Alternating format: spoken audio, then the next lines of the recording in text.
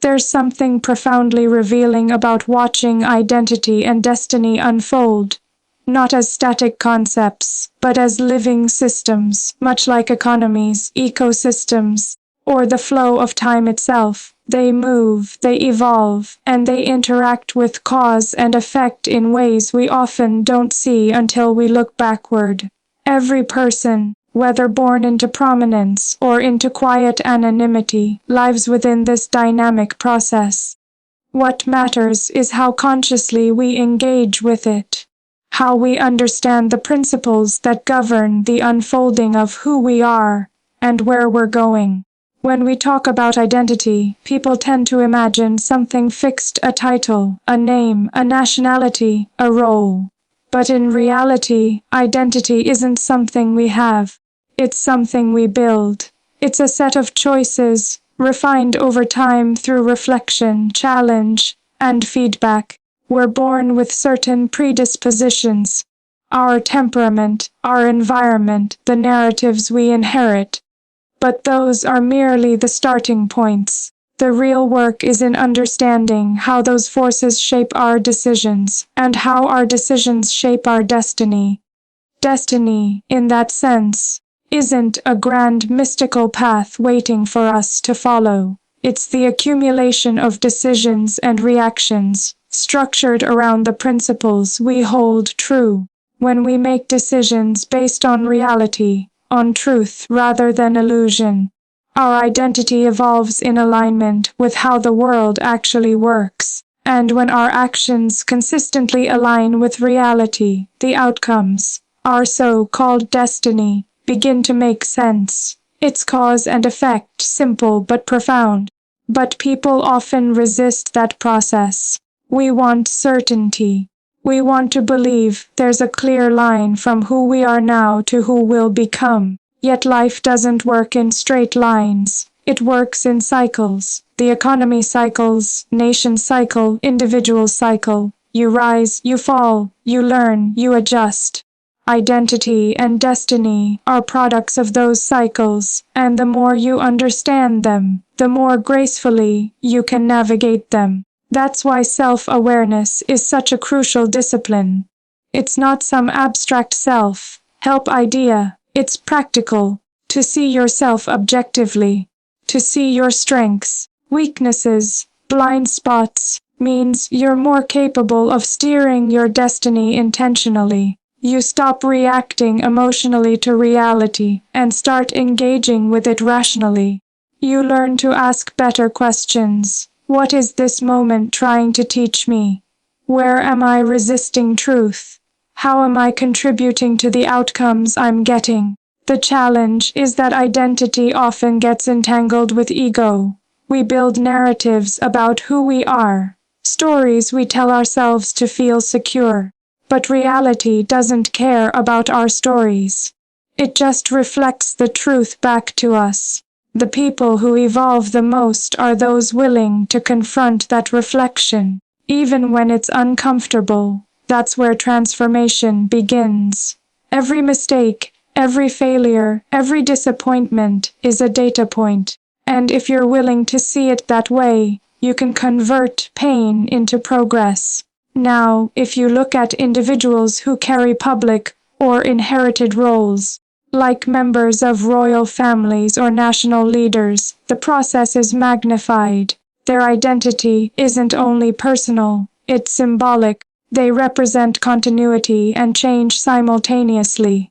For them, destiny carries both personal and institutional weight. It's not just about self-realization. It's about contribution. And contribution is the bridge between who you are and what you're meant to do. When someone is aware that their role exists within a larger system, when they recognize that their actions ripple outward, they start making decisions differently. They move from ego to service, from image to substance. They begin to act according to principles that outlast personal comfort. That's where real leadership is born, not in commanding others, but in understanding the underlying mechanics of cause and effect, and aligning your choices with them. But let's take that same principle and apply it universally. Every person, no matter their position, faces the same underlying challenge: balancing who they think they are with who reality is showing them to be. When those two align, when your internal narrative meets external truth, you experience harmony. When they clash, you experience pain. The pain isn't punishment, it's feedback. It's reality's way of saying, something in your understanding isn't accurate. If you ignore that feedback, you stagnate. If you listen to it, you evolve. That's why identity should never be treated as a final product. It's a prototype constantly iterating through experience. The more honest the feedback, the more refined the prototype becomes. And over time, that refinement becomes destiny, not because it was pre-written, but because you engaged consciously with the process of becoming. There's a principle here that applies to everything from economics to relationships. The quality of your outcomes depends on the quality of your understanding. If your understanding is shallow, your decisions will be reactive. If your understanding is deep, grounded in data, reflection, and principle, your outcomes will align with reality. The same applies to identity. The clearer your understanding of yourself, the more effectively you can shape your future. This is why it's so important to balance humility and confidence.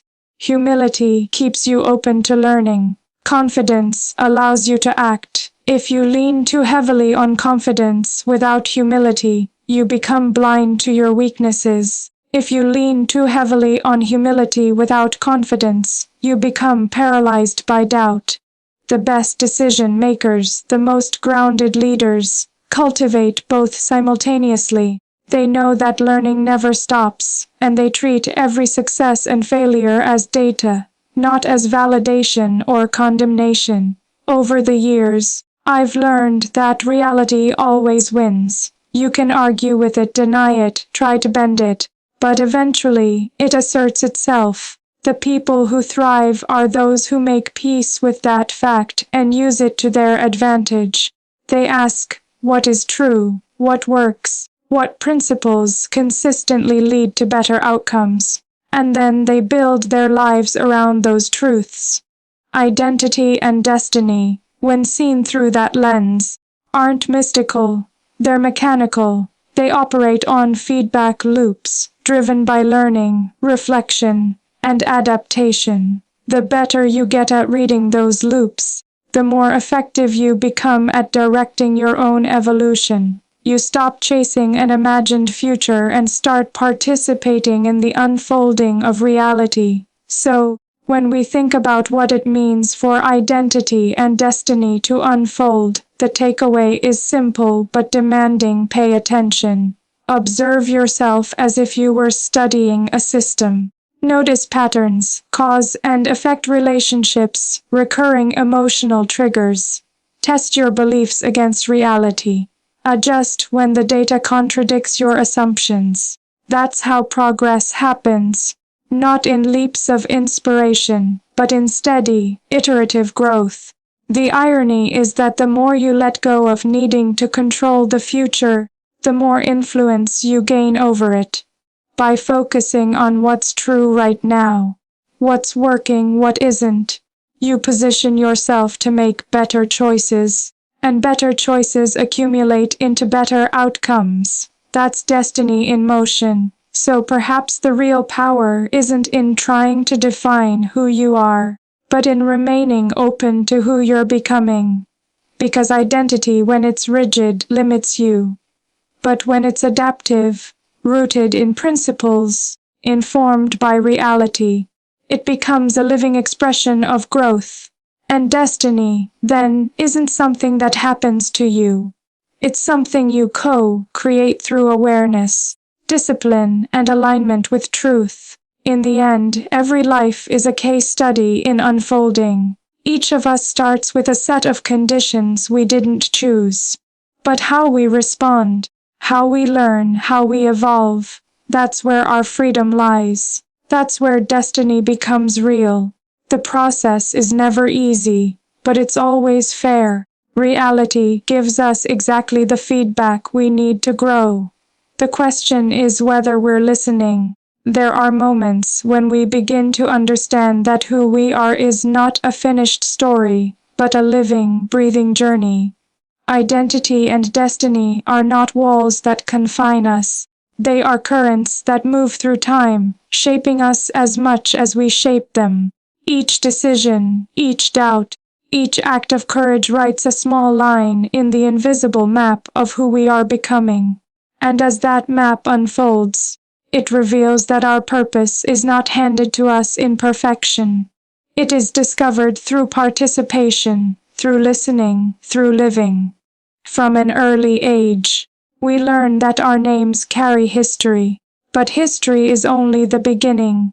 What truly defines us is how we meet the present, how we respond to what life asks of us. Identity is not something we inherit untouched. It is something we renew with every choice. It grows through curiosity, through service, through the quiet courage to be sincere in a world that often demands performance. There is dignity in allowing yourself to change, to grow into what you are meant to be without losing the values that root you.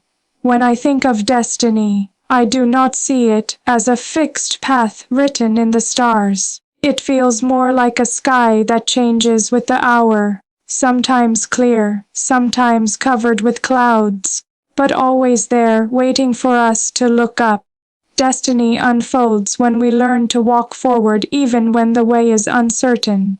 It calls for responsibility, for persistence, for a kind of hope that does not rely on easy answers. And that unfolding is what makes life meaningful. It's not about knowing exactly where you're going. It's about walking with integrity, aware that every step shapes the horizon. There is a quiet wisdom in understanding that our identities are not meant to stand still. Growth is not betrayal. We can hold loyalty and evolution at once. The person we were yesterday gives strength to the person we are becoming. What matters is to remain true to the values that endure: respect, kindness, honesty, and service. These are not abstract ideals. They are ways of grounding yourself in something real while the world around you keeps shifting. Sometimes, identity feels like a balance between what others see and what we know within ourselves. We are observed, interpreted, sometimes misunderstood. But the task is not to become what others expect. It is to stay authentic while carrying the responsibility that comes with being seen. That takes humility and courage. The humility to know you are always learning, and the courage to keep learning even when it feels uncomfortable, because true strength does not come from certainty, it comes from openness. Every generation faces its own challenges. We inherit traditions, institutions, and stories that connect us to those who came before. Yet we must also renew them, make them speak to our time. That is part of destiny too, not repeating the past, but continuing it with understanding and compassion. There is beauty in the continuity of things, in knowing that identity can be both personal and shared, both ancient and new. It is not a contradiction to honor what is old while believing in what is possible. It is a bridge between memory and promise. When I reflect on the idea of unfolding, I think of a journey that cannot be rushed.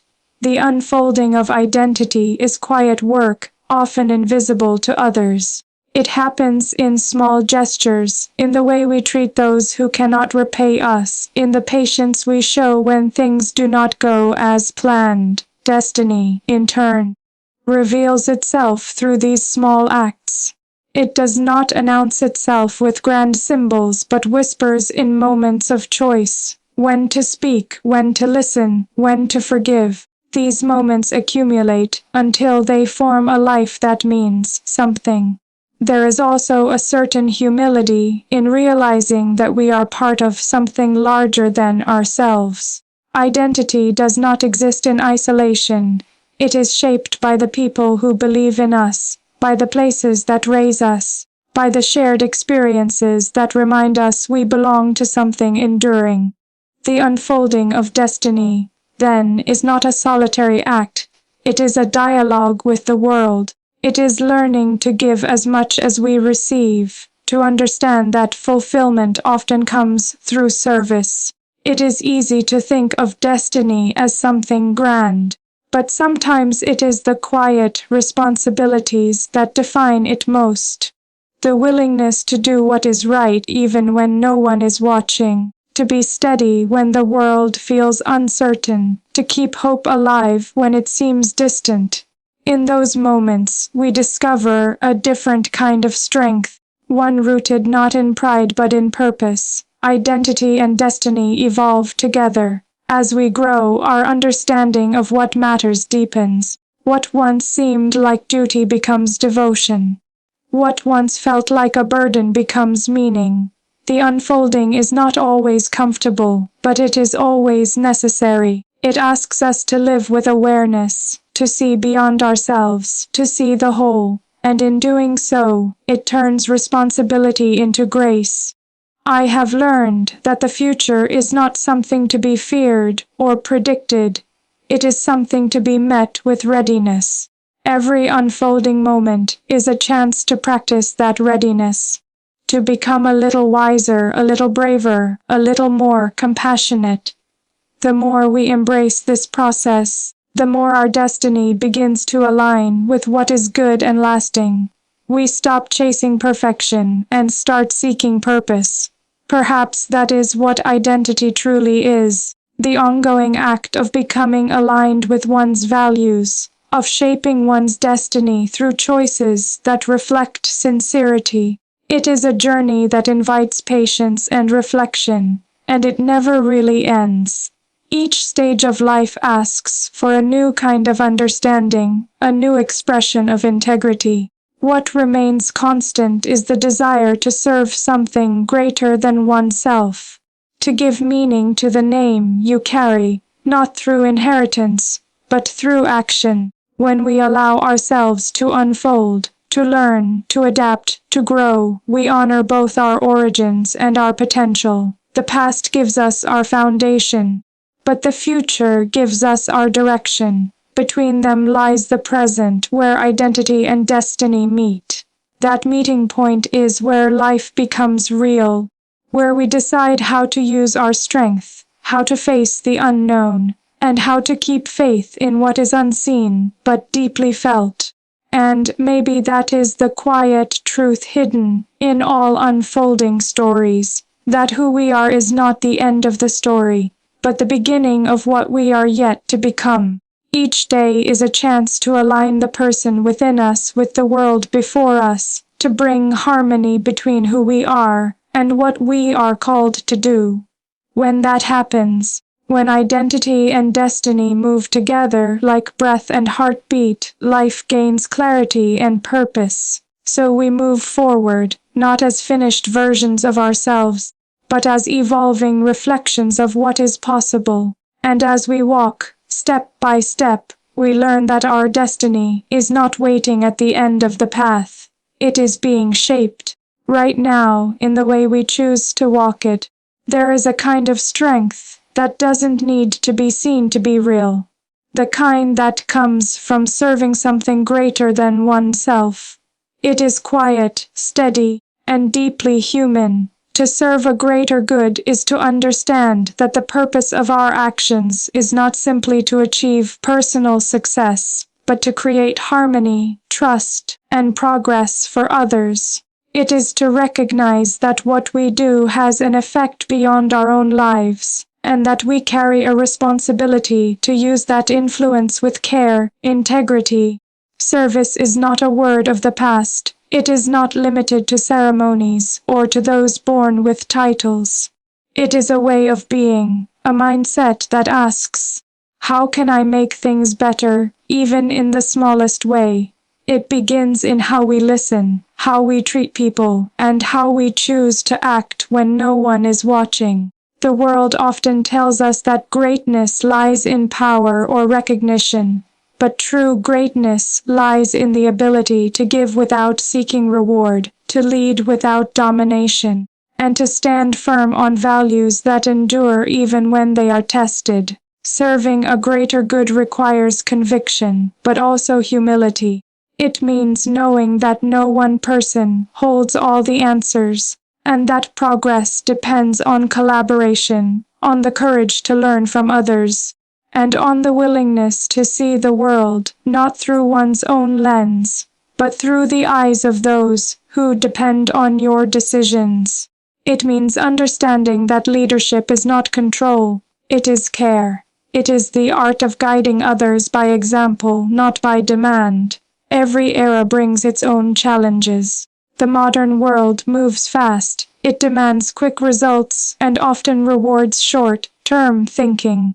But service to a greater good asks for something deeper: patience, consistency, and perspective. It means thinking beyond yourself, beyond this moment, and considering the generations that will come after. It means planting seeds whose fruits you may never see, but knowing that their roots will nourish others.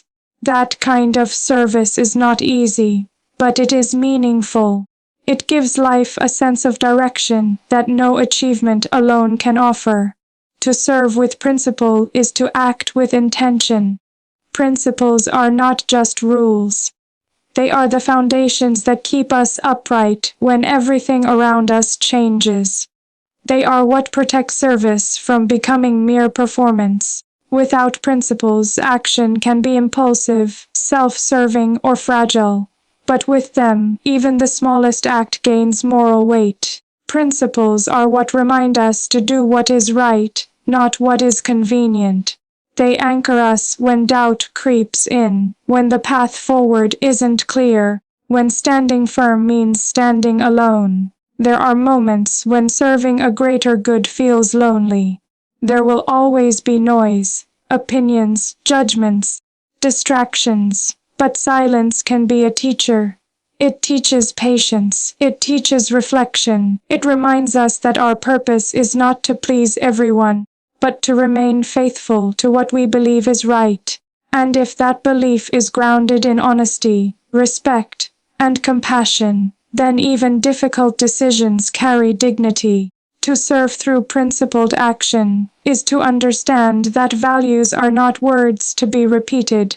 They are choices to be lived. Each day offers a chance to show integrity in small ways, by keeping promises, by speaking truthfully, by showing kindness when it would be easier to turn away. These are not grand gestures, yet they build a life of quiet honor.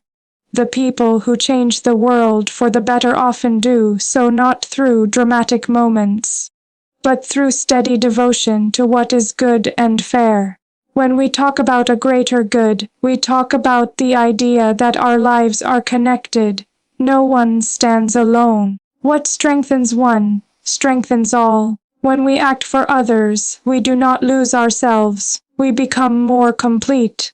Service reminds us of our shared humanity, of the fragile and beautiful balance that keeps societies whole. It teaches empathy, responsibility, and gratitude, and in that awareness, we find not only purpose, but peace. Sometimes the call to serve emerges from quiet observation, the realization that others depend on your steadiness, your words, your compassion.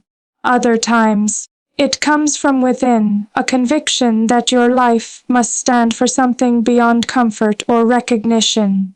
To live this way is not to reject ambition, but to refine it. It is to let ambition serve meaning, not the other way around. Ambition that serves only the self fades. Ambition that serves the collective endures. The most powerful acts of service often begin with listening, with understanding before acting, with empathy before judgment. It takes strength to pause, to learn, to see the whole picture before making decisions that affect others. That kind of strength builds trust, and trust is the invisible fabric that holds people together, that allows communities to thrive, and that gives leadership its moral authority. In serving a greater good, there is also the lesson of balance. One must care for others without losing oneself, must hold compassion without surrendering clarity. Service does not mean self-erasure, it means self-awareness. It means recognizing that you are part of something bigger, and that your voice, when guided by conscience, can make that greater whole stronger. Service, in its truest sense, is partnership. It is walking alongside others, not above them. Principled action requires resilience, because principles are often tested in moments of difficulty. It is easy to act with integrity when the path is smooth, but the true measure of character is revealed when you are challenged, when doing the right thing comes with a cost. Those are the moments when one must remember why they began: to serve, to uphold, to contribute. And every time you hold firm to your values in the face of adversity, you reinforce something precious in yourself and in the world around you. It is also important to remember that service does not always require grand titles or sweeping gestures. It can live in the smallest details, in kindness toward a stranger, in the effort to listen to someone's story, in the willingness to help where help is needed. Every act rooted in sincerity contributes to the greater good, whether or not it is noticed. When many people act in this spirit, quietly and consistently, the collective effect becomes extraordinary. As we grow, we begin to see that serving a greater good is not about being perfect. It is about being present. It is about showing up each day with honesty and commitment, about aligning what we say with what we do. The goal is not to be praised, but to be useful. To leave things, even slightly, better than we found them. The world does not change through words alone. It changes through the integrity behind them. And when our principles guide our service, when our hearts remain open and our minds stay disciplined, we begin to see how small actions form great legacies. The greater good is not an abstract idea. It is built, moment by moment, by the choices of ordinary people who believe that decency still matters. Perhaps the truest form of service is the kind that continues quietly, without recognition. It is the kind that does not end when the applause fades, the kind that endures through doubt and fatigue. It is the kind that trusts that goodness, once given, never disappears, it echoes. In the end, serving a greater good through principled action is not about reaching a destination. It is about becoming a certain kind of person, steady, compassionate, honest, and aware that the smallest deed, done with sincerity, can carry light further than we imagine. It is about understanding that our actions today will shape the world that others inherit tomorrow, and that understanding, simple, profound, and enduring, is what gives life its deepest meaning.